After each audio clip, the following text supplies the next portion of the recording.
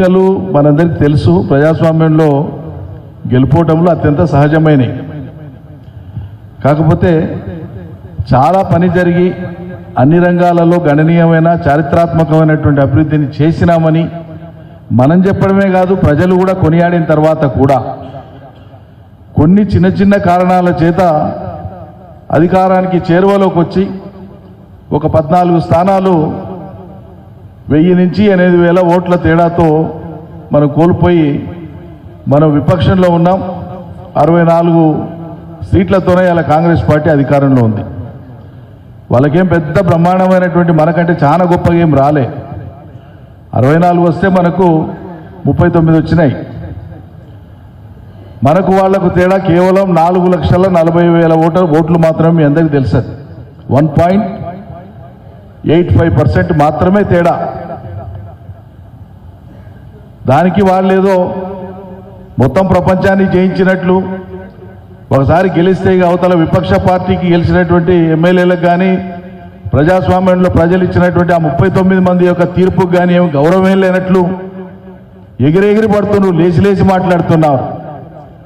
అది వాళ్ళ కుసంస్కారాన్ని తెలియజేస్తుంది తప్ప ప్రజాస్వామ్యాన్ని అర్థం చేసుకొని జీర్ణం చేసుకునేటువంటి వ్యక్తులు ఎవరు కూడా ఆ రకంగా మాట్లాడరు. ఇది సభ్య సమాజం చూస్తుంది, గమనిస్తుంది. గెలిచినప్పుడే ఇంకా ఎక్కువ హుందాగా ఉండాలి ఒక పార్టీ కానీ ఒక నాయకుడు కానీ. ఓడిపోయినటువంటి వాళ్లను మైదానంలో చూస్తాం మనం. స్పోర్ట్స్ మన్షిప్ అంటారు. అందుకే ఏ ఆట ఆడినా సరే ప్రైజ్ ఇచ్చేటప్పుడు ముందు గెలిచిన వాళ్ళకి ఇయ్యరు, రన్నరప్కి ఇస్తారు. ఎందుకంటే ఆత్మవిశ్వాసం కోల్పోవద్దు, మళ్ళా నువ్వు తయారుగా అని చెప్పడానికి. అది సంస్కారం, సమాజం యొక్క సంస్కారం. అది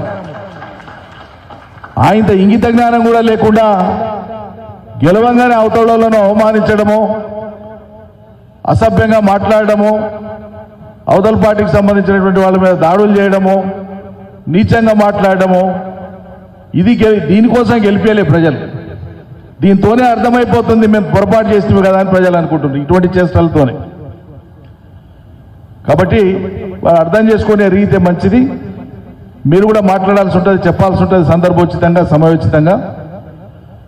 మనం 2 సార్లు గెలిచినాం. 2014లో తెలంగాణ తెచ్చిన పార్టీగా కేసీఆర్ గారి నాయకత్వాన ప్రభుత్వం ఏర్పడింది. వారి కృషితోన పనిచేసి ప్రజల మెప్పు పొంది 2018లో మళ్ళీ గెలిచినాం, భారీ మెజార్టీతో గెలిచినాం.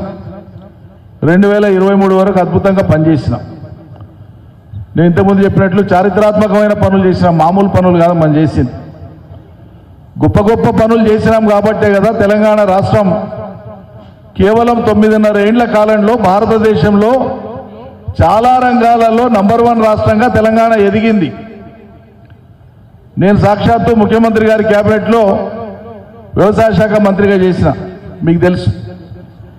భారతదేశంలో పలు రాష్ట్రాలలో జరిగేటువంటి సభలు, సమావేశాలు, అంతర్జాతీయ జాతీయ వేదికలలో తెలంగాణ వ్యవసాయాన్ని ఆవిష్కరించినటువంటి పలు సందర్భాల్లో జాతీయ అంతర్జాతీయ వేదికలలో తెలంగాణ వ్యవసాయాన్ని చాలా గొప్పగా కీర్తించడం తెలంగాణ వ్యవసాయానికి దక్కిన ఖ్యాతి కాదా, కీర్తి కాదా, మన రాష్ట్ర అభ్యున్నతి కాదా? ఒకనాడు కంట్రోల్ బియ్యం కోసం ఎదురు చూసినటువంటి తెలంగాణ పల్లెలు, తెలంగాణ వాడలు, పట్టణ ప్రాంతాలలో పేదలు ఇలా తెలంగాణలో పండేటువంటి వరి కోసం భారతదేశం ఎదురు చూస్తుంది. అన్నపూర్ణగా మారింది తెలంగాణ. ఇది అభివృద్ధి జరగందే జరిగిందా? కరెంటులో, మంచినీళ్లలో, సాగునీళ్లలో, వ్యవసాయంలో, పరిశ్రమలలో, ఐటీలో నంబర్ 1 స్థానానికి ఎదిగిపోయినాం. మిగతా కొన్ని రంగాలు ఇంకా అభివృద్ధి చెందుతున్నాయి. వైద్య ఆరోగ్యం కానీ, విద్య కానీ మెరుగైతున్నాయి. గ్రామీణ రోడ్లు కానీ, పట్టణ రోడ్లు కానీ, హైదరాబాద్ మహానగరంలో ఉండేటువంటి రోడ్లు కానీ అద్భుతంగా తీర్చిదిద్దినాం. ఈరోజు తెలంగాణలో ఉండేటువంటి 12,761 గ్రామ పంచాయతీలలో, వాటి కింద ఉండేటువంటి కుగ్రామాలలో ఏ గ్రామంలో పోయి చూసినా కూడా మీ అందరికి కూడా అనుభవమే. మీ ఇక్కడ కూడా గ్రామీణ ప్రాంతాల నుంచి వచ్చిన వాళ్ళు ఉన్నారు. ఓ 10 ఏళ్ల కింద మనం ఏ గ్రామం పోయినా ఆ రొచ్చు, మోరి, డ్రైనేజు అంతా కూడా బజార్ల పొడిచి పారుతూ నడవాలంటే చాలా అనాగరికంగా అనిపించేది. ఆ అపరిశుభ్రత, దుర్గంధం చూసి ముక్కు మూసుకోవాల్సి వచ్చేది. ప్రజలు అట్లే బతికేది దిక్కులేక. ఈరోజు తెలంగాణ పల్లెలలో ఏ గేర్లో చూసినా ఎక్కడ చూసినా ఏ పట్టణంలో చూసినా కాలు కింద పెడితే మట్టి అంటకుండా సీసీ రోడ్లు మొత్తం వేయించినటువంటి ఏకైక రాష్ట్రం ఇవాళ తెలంగాణ భారతదేశంలో. ఉత్తరాది రాష్ట్రాలపై చూసిరండి, తూర్పు రాష్ట్రాలపై చూసినామని చెప్పండి, పశ్చిమ రాష్ట్రాలపై చూడమనండి.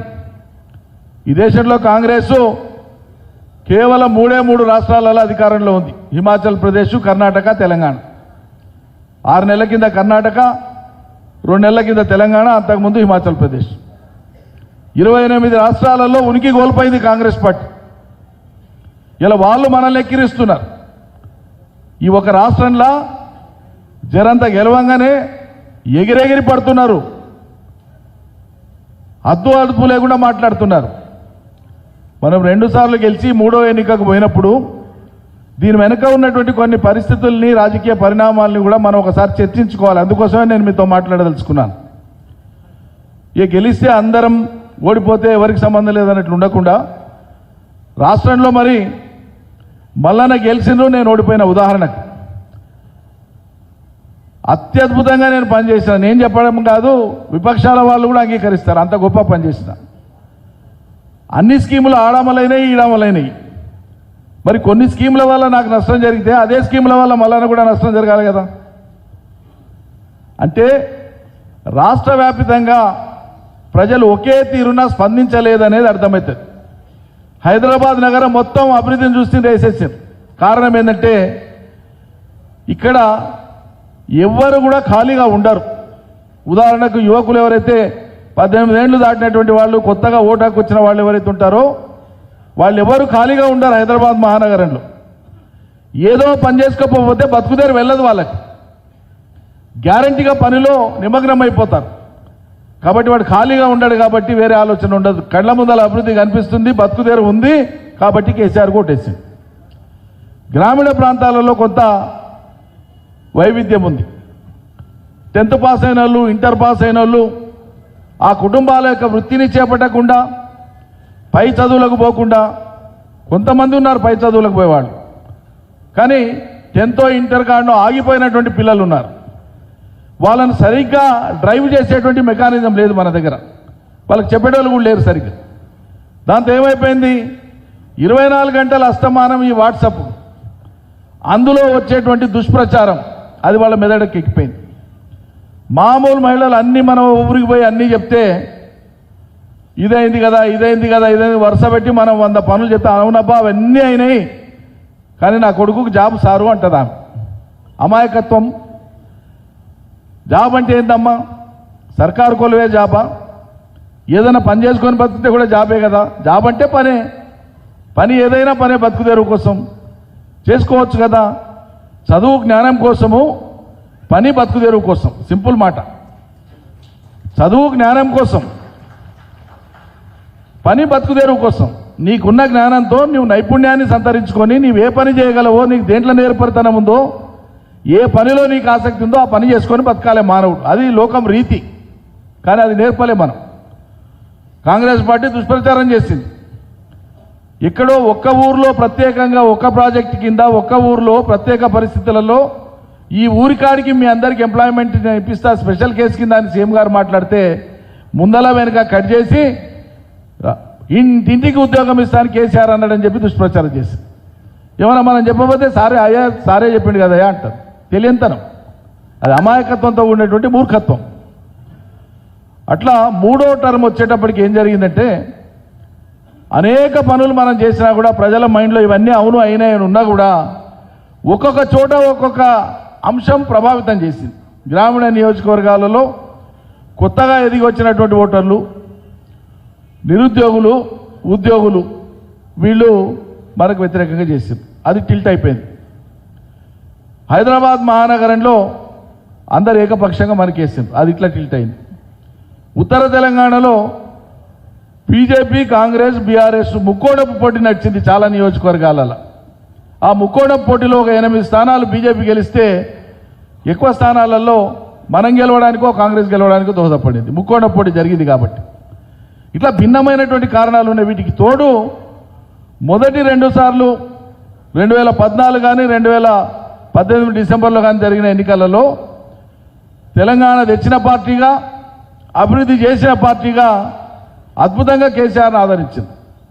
2023లో కూడా ఇదే అభివృద్ధితో పోతున్నారు కాబట్టి గ్యారంటీగా ఆదరిస్తారని కాంగ్రెస్ తెలుసు.